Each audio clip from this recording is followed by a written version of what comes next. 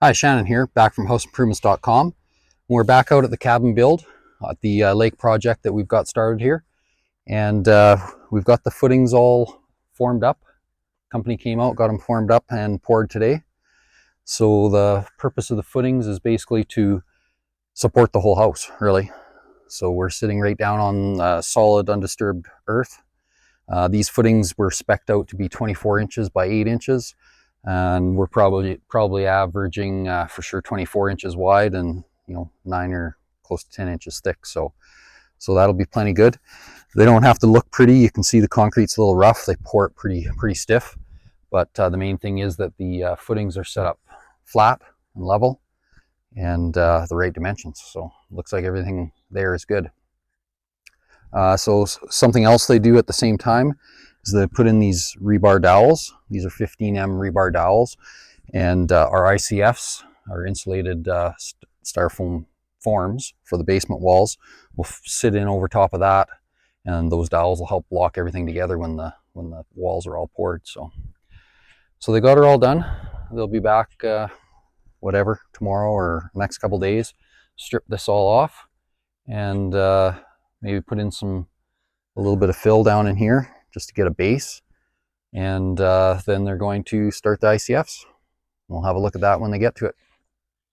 Okay, so I'm back here a couple days later, and they've got all the rock in and also the weeping tile. So hopefully the sound's all right today.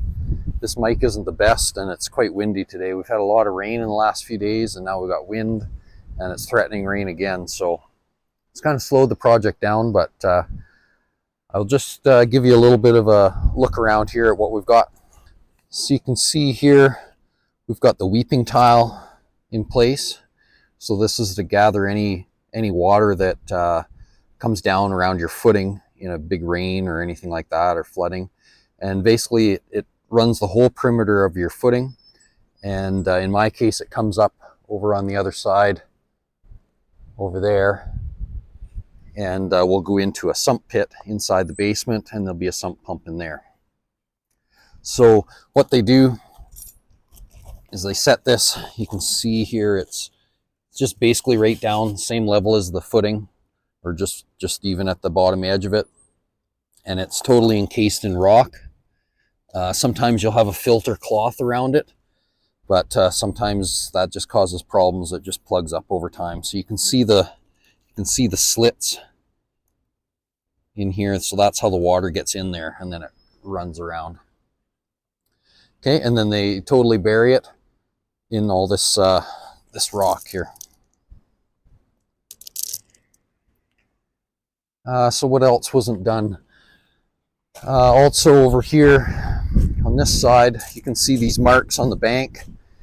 So the one here will be the weeping tile. This one here is where the weeping tile comes under. You can see they've got the piece of pipe just laying here.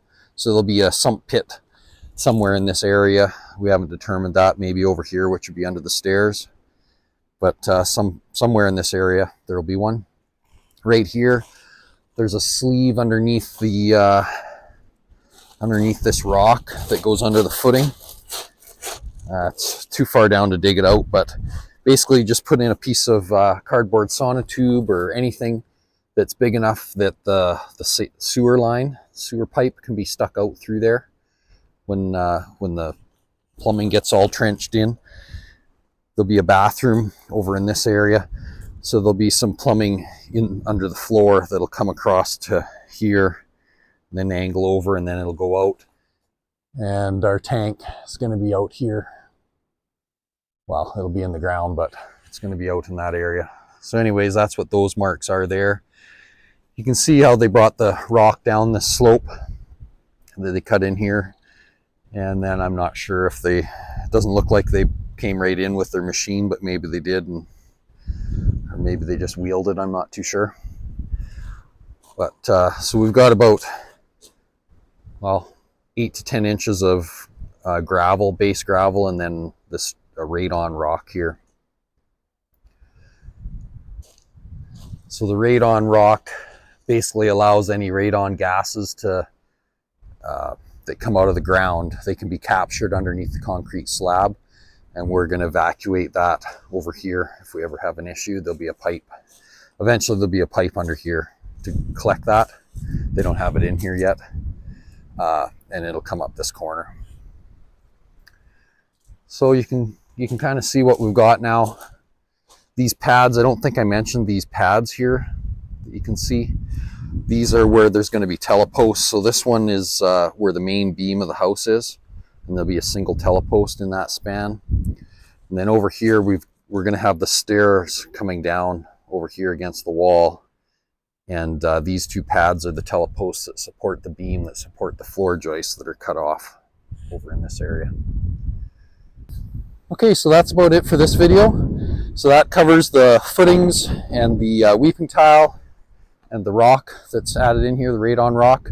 The next step is going to be the ICFs, so keep watching for that video. ICF is the insulated concrete forms. So this is what the actual forms for the basement wall are going to be. So they're already insulated on the outside, and they're going to be filled with concrete. So keep watching for that video.